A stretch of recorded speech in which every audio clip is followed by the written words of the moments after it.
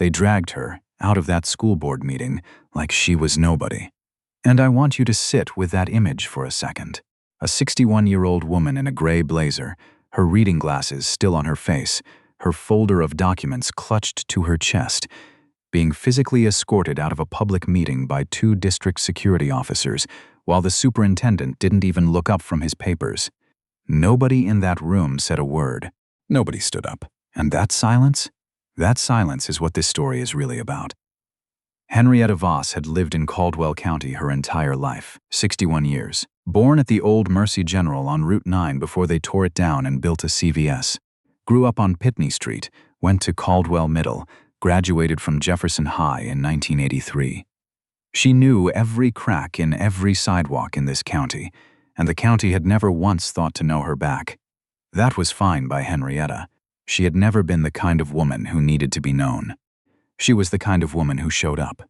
Parent-teacher nights, city council open forums, the zoning meetings nobody else attended. She sat in the back. She took her notes in a small spiral notebook she kept in her purse, and she listened. When she raised her hand, she spoke in a calm, measured voice that some people mistook for meekness.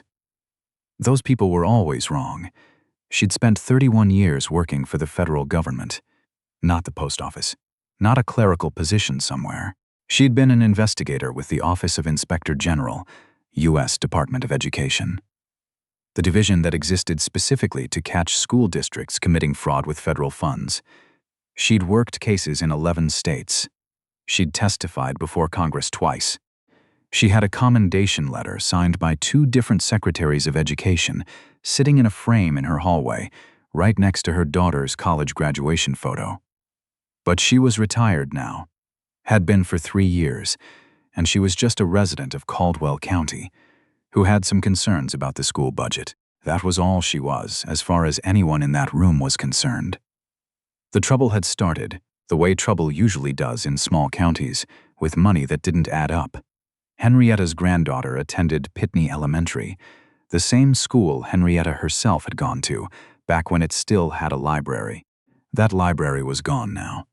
Consolidated, the district said. Budget cuts, the district said. The reading program for 3rd graders had been eliminated. The school counselor position had been cut to 2 days a week.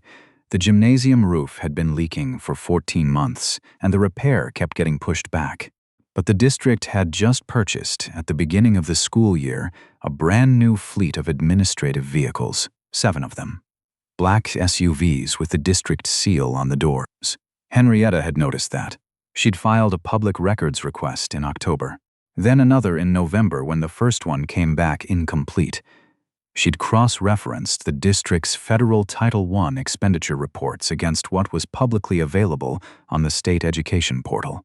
She'd spent her evenings at her kitchen table with a cup of tea and her reading glasses and a legal pad, doing what she had done professionally for 3 decades. What she found was not good. Roughly $340,000 in federal funds designated for low-income student programming had been redirected, quietly, across multiple line items, in a way that someone without her specific training might not catch, into a facilities and operations account that had funded, among other things, the vehicles, a renovation of the superintendent's private office suite, and a series of administrative retreats at a resort in Hilton Head. She'd documented everything. 12 pages of notes, copies of the relevant reports, a timeline. She brought it to the school board meeting on the 2nd Tuesday of February. The Caldwell County School Board met in the District Administration Building on Mercer Avenue in a room with fluorescent lights and folding chairs, and a long table at the front where the 7 board members sat behind name placards. Superintendent Gerald Fitch sat slightly to the right of center, as he always did, in a chair that was somehow slightly nicer than the others. Gerald Fitch was 64 years old and had been running Caldwell County schools for 11 years. He was the kind of man who'd learned early that authority, projected with enough confidence, rarely gets questioned. He had silver hair he kept very neat. He wore American flag pins. He coached youth baseball on weekends and made sure it got mentioned in the local paper. He had, over 11 years, cultivated relationships with every board member, every county commissioner, and every significant donor to the district's discretionary fund. He had also, over 11 years, built himself a very comfortable life on a school administrator's salary that, without the redirected funds, probably shouldn't have allowed for the lake house. Henrietta did not know about the lake house yet. She would. The public comment period opened at 7:14 p.m. There were 11 people signed up to speak. 3 were parents complaining about the bus schedule. 2 were teachers worried about their supply budget. 1 was a man who wanted the district to reconsider removing dodgeball from PE. Henrietta was 7th on the list. She walked to the microphone stand at 7:51 p.m. She set her folder on the small podium. She adjusted her glasses. "My name is Henrietta Voss," she said. "I'm a resident of Caldwell County and a grandparent of a student at Pitney Elementary. I've been attending these meetings for 2 years, and tonight I'd like to address some specific concerns about the district's use of federal Title I funds." Fitch looked up from his phone. "I've reviewed the district's Title I expenditure reports for the past 3 fiscal years," Henrietta continued, her voice even, alongside the district's publicly available budget documents. "I've identified what appear to be significant irregularities in how approximately $340,000 in federal funds were allocated." The room got very quiet. "Specifically," she said, and she opened her folder, "funds designated under Title I Part A for programming serving low-income students were redirected into a facilities and operations account between fiscal year 2022 and fiscal year 2024. I have documentation here showing the specific line item transfers and the expenditures those funds were ultimately used for." Board member Raymond Couch, who had been on the board for 8 years, who had been appointed originally on Fitch's recommendation, who played golf with Fitch every other Saturday, leaned toward his microphone. "Ma'am," he said, "Ma'am, this is public comment. You have 3 minutes. You can't submit documents during public comment."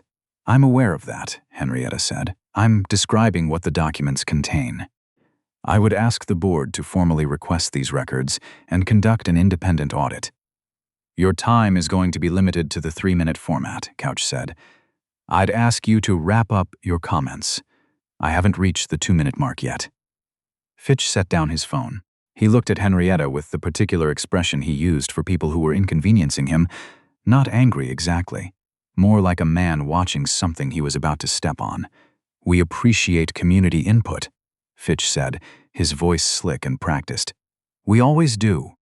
But making accusations of this kind in a public forum, without any verified documentation is—" "I didn't say they were accusations," Henrietta said. "I said they were irregularities. There's a legal distinction." Fitch's jaw tightened.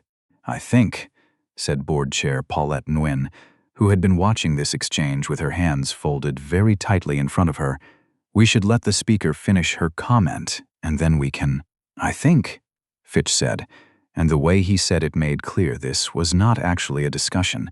"We've heard enough of this particular comment." He nodded toward the back of the room. 2 district security officers, both of them contracted, both of them young, both of them clearly uncomfortable, stood up from the chairs near the door and walked toward the microphone. Henrietta didn't move. "Ma'am," one of them said quietly. "Ma'am, we've been asked to." "I have 47 seconds left," she said. "Ma'am, I am a member of the public at a public meeting during the public comment period. I have 47 seconds left on the clock." The officer looked back at Fitch. Fitch gave a small nod. They took her by the arms. Gently, in the way that people with bad intentions sometimes do things gently to avoid looking like what they are. They walked her toward the side exit. Her folder slid off the podium and landed on the floor, and pages scattered across the tile, the timeline, the expenditure comparisons, the line item breakdowns, and her ID badge, not her driver's license, not a library card, her federal government credentials from the Office of Inspector General. She'd carried them so long they were habit, even retired. The badge and the photo ID in the leather holder fell face up on the floor of the Caldwell County School Board meeting room. One of the officers picked it up. He looked at it. He looked up at Henrietta. Then he just stood there. The other officer leaned over and looked at it too. "Ma'am," the first one said, and his voice had changed completely. "I'm sorry, I didn't. It's all right," Henrietta said. "She was not unkind about it. I'll need that back." He handed it to her immediately. She took it, smoothed her blazer, and looked at the board table. Fitch was staring at the badge. Something had gone out of his face. Paulette Wynne was staring at Fitch. Raymond Couch was staring at the table. The room was absolutely silent. "I'm retired," Henrietta said. "I want to be very clear about that. I am not here in any official capacity tonight. I am here as a grandparent, but I spent 31 years with the OIG investigating exactly this type of federal fund misappropriation. I know what I found. I know what it means. And I know exactly who to call in the morning." She picked up her folder and her scattered pages from the floor, organized them with the deliberate calm of a woman who had seen courtrooms and congressional offices, and not one of them had rattled her. Then she walked to the side exit herself on her own and pushed it open. The meeting did not resume for 11 minutes. She made 3 phone calls that night. The first was to her daughter, Kezia, who listened and then said, "Mama, you good?" And Henrietta said yes, and Kezia said, "Okay, then let's get them." The second call was to a former colleague named Harold who still worked in the regional OIG field office in Atlanta. They talked for 40 minutes. Harold took notes. He did not sound surprised. The third call was to a journalist at the Caldwell Courier-Register named Tanya Osei, who covered local government and had once been a student at Pitney Elementary herself, back when it still had a library. Tanya asked if she could come over. Henrietta put on a fresh pot of coffee and said yes. The next 6 weeks were very busy. Harold's office opened a preliminary inquiry. Quietly, at first, the way these things always start. A few phone calls, a few document requests. But Fitch's office, perhaps because they were not used to being looked at by people who actually knew what they were looking at, made the mistake of slow-walking the response, which gave Harold's office grounds to escalate. The Caldwell Courier-Register ran Tanya's story on a Sunday morning, front page above the fold. The headline was careful and factual, the way good journalism is when it's dealing with something this serious. But the documents Henrietta had compiled, the timeline, the line item comparisons, those ran as a sidebar, formatted into a chart that even the most casual reader could follow. By Monday, the State Department of Education had announced it was reviewing the district's federal funding compliance. By Wednesday, the local ABC affiliate had picked up the story. By Thursday, there was a vehicle Henrietta didn't recognize parked in front of the district administration building on Mercer Avenue, federal plates. She drove past it on her way to pick up her granddaughter from school. She did not stop. She didn't need to. She knew what it meant. Gerald Fitch placed himself on administrative leave pending review on a Friday afternoon, which was the phrase his attorney had advised him to use. The press release went out at 4:58 p.m. on a Friday, which is when people release things they hope will be forgotten by Monday. It was not forgotten by Monday. Raymond Couch resigned from the school board the following Tuesday. He submitted a 2-sentence letter citing personal reasons and did not give a statement. 2 other board members who had signed off on the budget transfers hired attorneys. The Lake House, the one in Habersham County, the one that had been purchased in Fitch's wife's name in 2021, using funds that had passed through a series of accounts that Harold's team had now been asked to examine, became a matter of public record.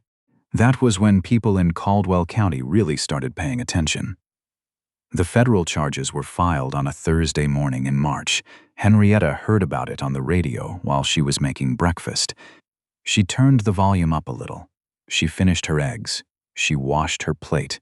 Then she sat down at her kitchen table, in the same chair where she'd spread out all those documents 4 months ago, and she let herself feel it for a moment. Not triumph. That wasn't quite the right word. More like a settling. Like something that had been slightly crooked for a very long time had finally been put straight. Her phone rang. It was Kezia. "You see the news, Mama?" "I heard it on the radio. They're saying federal charges, multiple counts. I heard. You okay?" Henrietta thought about that question. She thought about 31 years of cases, of documents, of courtrooms and depositions, and the particular weight of sitting across from someone who had stolen from children and calling it what it was. She thought about the look on that security officer's face when he picked up her badge. She thought about the room that went silent. "I'm fine," she said. "How's Imani doing in school?" Kezia laughed. "She got 100 on her spelling test. Tell her grandma says well done." The Caldwell County School Board held a special session in April to discuss reconstruction of the district's budget and federal compliance protocols. This time the room was full, every seat, standing room along the walls. There were people there who had never attended a board meeting in their lives and probably wouldn't have come to this one, except that something had shifted in the county. Some sense that maybe these rooms mattered, maybe what happened in them had consequences, maybe showing up was the thing to do. Henrietta sat in the third row. She had her spiral notebook. She had her pen. She had her reading glasses. When the new interim superintendent, a woman named Dr. Patricia Ellison, who had been brought in from the state office, asked the board to formally acknowledge the impact of the misappropriated funds on Pitney Elementary and 3 other Title I schools, the room was quiet in a different way than it had been in February. Not the silence of people afraid to speak, the silence of people listening. The board voted to restore the Pitney Elementary Library. They voted to restore the reading program. They voted to authorize repair of the gymnasium roof. Each vote was unanimous. The people along the walls clapped after each one, quietly at first, then louder. By the third vote, it wasn't quiet at all. Henrietta wrote it all down in her spiral notebook, in the neat, careful handwriting she'd been using for 31 years. Not because she needed the record, because she wanted it. This one was hers to keep. After the meeting in the parking lot, a woman Henrietta didn't know stopped her. 50s, natural hair going silver at the temples, a Pitney Elementary pickup lanyard still around her neck. "You're the one who started all this," the woman said. It wasn't a question. "I attended a public meeting," Henrietta said. The woman looked at her for a moment. Then she said, "My son is in 3rd grade at Pitney. He hasn't had a school library since 1st grade." Her voice caught just slightly at the end of that sentence. He didn't know libraries were a thing kids could just have at school. Henrietta thought about her own 3rd grade self, sitting on the floor of that same library on a Tuesday morning, while the librarian read aloud from a book with a green cover. She couldn't remember the title anymore. She remembered the feeling. "He's going to know now," Henrietta said. The woman nodded. She looked like she might say something else. Instead, she just squeezed Henrietta's hand once and then walked to her car. Henrietta stood in the parking lot for a little while after that. The April air was cool and smelled like cut grass. The administration building's lights were still on behind her. Somewhere down Mercer Avenue, a dog was barking at something. She thought about the meeting in February, the fluorescent lights, the folding chairs, the moment the pages scattered on that tile floor and everything shifted. Nobody in that room had stood up for her, and she had never needed them to. But someone would need to stand up next time. For someone else, in some other room where the power in the room decided that a quiet person's voice was something that could just be switched off. There would always be a next time. There would always be a room like that somewhere, and someone sitting in it who knew something true and important and was not being allowed to say it. The question wasn't whether that would happen. The question was who was going to be in the room when it did. I want to ask you something before you go. If you had been sitting in that school board meeting in February, if you had watched 2 security officers take that woman by the arms and walk her toward the exit, what would you have done? Not what you wish you would have done. Not the version of yourself you want to be. What would you actually have done in that folding chair, in that fluorescent lit room, when the most powerful person in the room decided that the truth was inconvenient? It's easy to say we would stand up. It costs us nothing to say it from here. Henrietta Voss didn't need anyone to stand up for her. She had 31 years and a badge and a former colleague in Atlanta and the phone number of a journalist who remembered what it felt like to go to a school without a library. She was going to be fine. But the person in the next room might not have all of that. The person in the next room might just have what they know, and the courage to say it, and a room full of people deciding whether to look away. Drop your answer in the comments. I read every one of them. And if this story meant something to you, share it with somebody who needs to hear it. Because the Henriettas of this world do what they do whether anyone is watching or not. But it matters. It always matters. This is Carter Tales, and we'll see you next time.